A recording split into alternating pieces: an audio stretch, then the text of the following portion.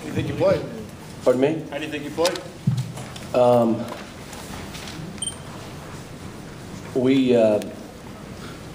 We're still learning about ourselves.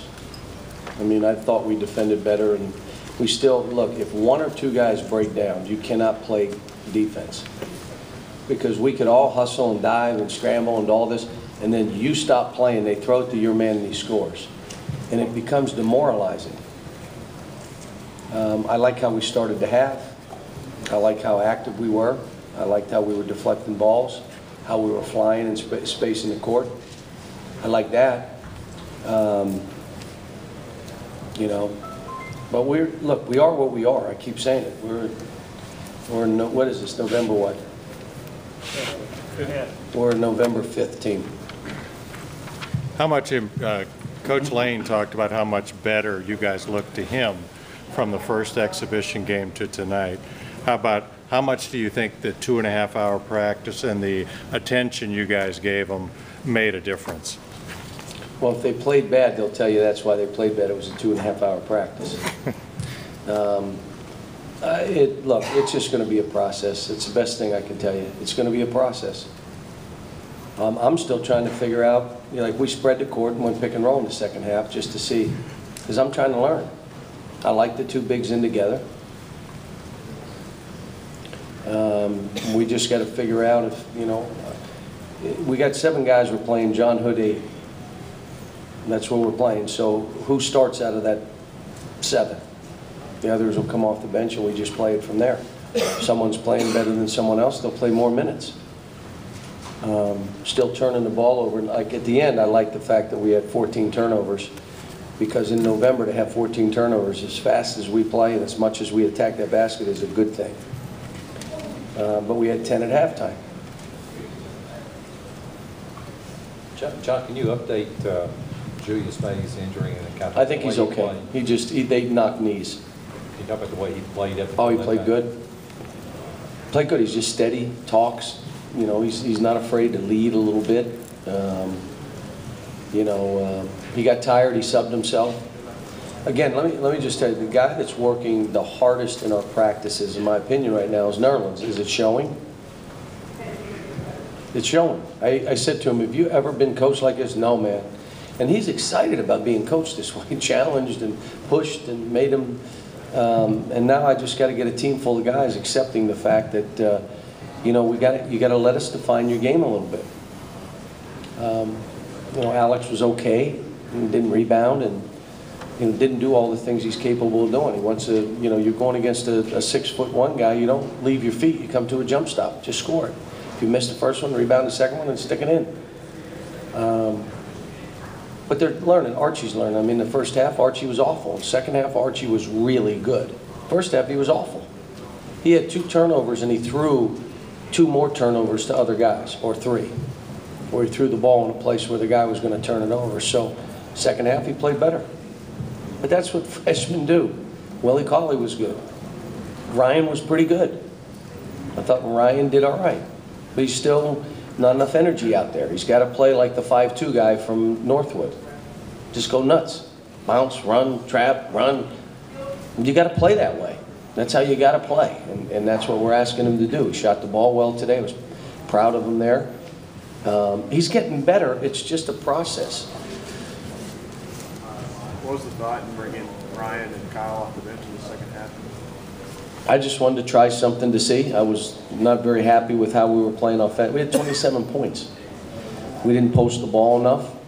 I told them we should be coming down with a team. And there's 2 things in this. One, you know, we got 2 tough games coming up. And either one, you're not just going to throw to the post and score. I mean, these guys got big guys too. But you can still attack through that. Second thing is, you're going to have teams that are going to try to beat us at the 3-point line. Out of the 40 games we'll play, I'm guessing 15, 18 will try to beat us solely at the 3-point line. Well, we're showing we can guard the 3 a little bit. Matter of fact, better than we did a year ago at this time. Later in the year, we guarded the 3 really good. Early, if you remember, teams were shooting 3s on us left and right. Coach, I think you're still learning. How comfortable are you with They canceled the marathon. I was hoping maybe they cancel this game, but I guess we're going to have to go up there and play it. But look, I said after November and December, when you coach new teams, which we seem to be doing every year, it's a learning time for you as a coach. Like today, I learned some stuff about my team. It's winning or learning. It's not winning or losing. It's all learning now. Because by January, we got to be right. So you use November and December, and the only way you can really learn is play against good teams. And those two teams are well coached, and they're talented, and they're, you know, they're veteran teams, so they're going to be hard games for us. Well, he's not afraid to be vocal. You know, he'll talk to the guys defensively on the court, where they should be, what they should have done. If a guy didn't come up with the ball, like we all dove around and the ball went right near Alex and he didn't dive on the ball, the one where Julius tipped it from behind and like, great, we're getting it. And Alex just didn't dive for it, just let it go. He went up and said something, come on, man, dive on the ball. Go get that ball for us. So he's not afraid to say it, and I think these guys really respect him. John, you said after the Northwood game that you wanted to look at every one of their 29 threes, I believe it was, to see how well they were defended and so on. What did you see when you looked at it, and how much better was that aspect tonight? Well, we're still, you know, Ryan Harrow left the guy 3 times, went way in, and you can do that if someone is rotating to that man. He wasn't. So there was about 4 or 5 that were directly on him that they shot. They probably made 2 of the 5. Alex broke down a couple times where he wasn't ready to play. Willie at the end of that shot clock, the guy was going to shoot a 3, he couldn't drive it, so push up, don't back away, and he gave it, and that was a deep 3, beyond an NBA line. But when I watched those other 29, there were simple exchanges, we left corners, today Kyle left a corner, Archie left a corner. When you leave a corner, they score. You know that bomb's going down. And we did it again today 3 or 4 times. But it's all new to these guys. So we got better. And it's nice that you have Nerland's arm like a Spider-Man and Willie's arm, Spider-Man, and then Alex's arms, they're coming at you. And if they'll scramble, you know, we could be pretty good. John, you said you were in the middle. When you were saying you were going to define Nerland's game, and what kind of specifically have you told him along those lines? I want him to be a basketball player who happens to block shots. I don't want him to be a shot blocker. I want him to be a basketball player who happens to block shots. Did you kind of see that today? You've seen a basketball player who happens to be able to. And we're defining his post game, and Kenny Payne before practice has just told me how hard this kid is working. We're trying to do the same with Willie. Those guys are really accepting it. We're trying to do the same with Alex and Archie. They're fighting it a little bit, and that's why there are times you'll see things like, why would he do that? Why would he leave his feet? Why would he? All the stuff that we're trying to help them define what they do. I want you to attack and play within this realm. Because every time you get in those outer reaches, you're turning it over, you're taking a bad shot, you're making a play you don't need to make. Do all that stuff within that realm, and that's what we're trying to do. You just define a little bit more what's effective at this level. They've never played Division I. They don't know what's effective. They think they can do stuff they did in high school. You can't. And also, John, what did you think about having Lane's dad, George, on the bench with you tonight? That was neat. We took a picture and said a prayer with him after. We gave a picture of all the players, and George had his thumb up. You know, we all were like that, and you know, it's a hard deal. He lost his son. I mean, but I think this was fun for him. Probably wasn't fun in the first half. He had to sit there near me.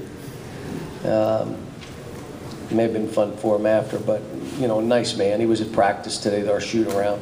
He was there with us. I think he went to the pregame meal. So he spent the day with us. Let me say this. You know, I really need all of you to help get the word out about the telethon on Wednesday. We've got some money together for matching funds, kind of like we did with Hoops for Haiti. We're trying to make it more the former players, the guys that are in the NBA. We're reaching out. Those guys are all helping us. We're doing some stuff. We won the national title.